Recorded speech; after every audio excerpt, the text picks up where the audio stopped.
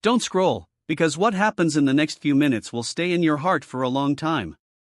That's how this story begins, with an ordinary man, a single dad named Ethan, and a moment that changed not just his life, but an entire town. And if you believe that kindness still exists in this world, stay till the end, because this one will restore your faith in humanity. Also, before we start, make sure to like this video and subscribe, not for me, but for stories that remind us what it means to care.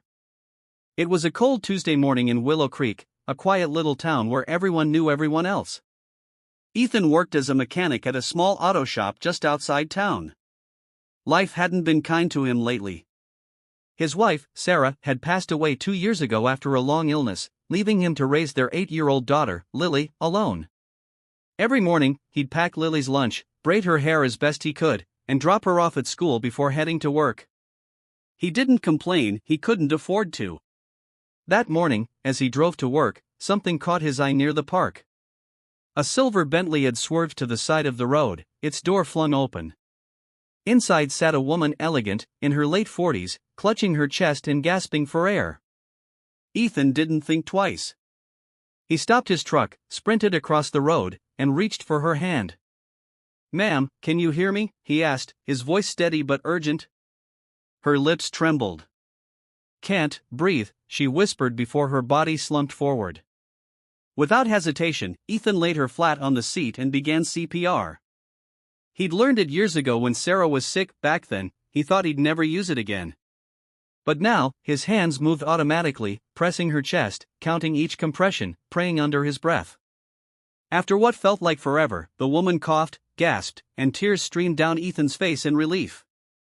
He called an ambulance, stayed with her until paramedics arrived, and watched as they rushed her to the hospital. He didn't even know her name. Ethan went to work the day like nothing happened. He didn't post about it, didn't tell anyone.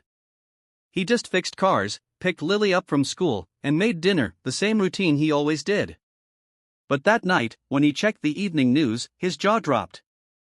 The woman he had saved was Margaret Hale, the billionaire owner of Hale Industries, the same company that employed half the town. She was known for her sharp business sense and cold demeanor. People said she didn't even know her employees' names, that she lived in a mansion on the hill and never set foot downtown. Yet, in that moment, to Ethan, she had been just a human, fragile, scared, and alone. The next morning, as Ethan opened his shop, 3 black SUVs pulled up outside. For a second, he thought something was wrong. Men in suits stepped out, followed by a woman wearing sunglasses and a soft scarf around her neck. It was her, Margaret Hale herself. Everyone on the street stopped to stare. Ethan wiped the grease off his hands, confused.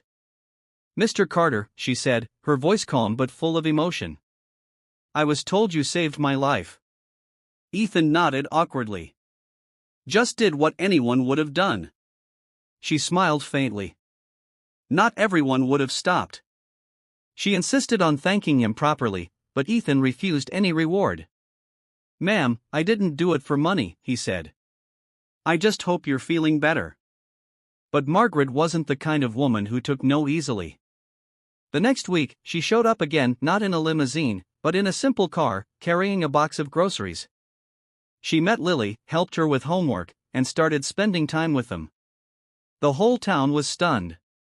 The cold-hearted billionaire was sitting on a porch, drinking lemonade with a mechanic and his little girl. As weeks passed, something changed in Margaret. She began visiting town more often, funding repairs for the playground, reopening the local library, and hiring locals at fair wages. She said she'd been given a second chance at life, and she wanted to make it count. People whispered that the mechanic had somehow softened her, but Ethan just smiled. One evening, as the sun set over Willow Creek, Ethan and Margaret sat outside watching Lily chase fireflies. "You know," she said softly, "I've spent my life building walls, money, power, success, all to keep people out. But that morning, when I thought I was dying, none of it mattered. And then, you, a man with so little, gave me the most precious thing, time." Ethan looked at her and said quietly, "Sometimes it takes losing everything to realize what truly matters." From that day, they became close, not out of romance at first, but out of gratitude and shared loneliness. Margaret began supporting Ethan's dream of expanding his garage.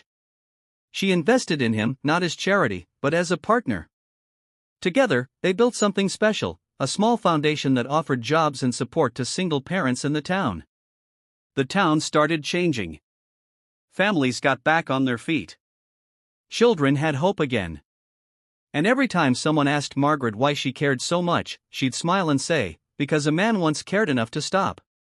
Years later, when the foundation celebrated its anniversary, Margaret stood on stage with Ethan and Lily beside her. Cameras flashed, reporters shouted questions, but she raised her hand for silence. "I used to think wealth was measured in what you own," she said, her voice trembling slightly. "But this man taught me it's measured in what you give." The crowd erupted into applause. Ethan looked down at Lily, who was clapping the loudest, tears shining in her eyes. And for the first time since Sarah's death, Ethan felt something he hadn't felt in years: peace. So, if you're watching this right now, remember, you never know whose life you might touch by simply choosing kindness. Maybe it won't make the news. Maybe no one will notice. But one small act can change everything. If this story moved you, hit the like button, not for numbers, but to keep spreading hope. Subscribe for more stories that remind us there's still good in this world. Because sometimes, heroes aren't born in capes, they're just single dads on their way to work.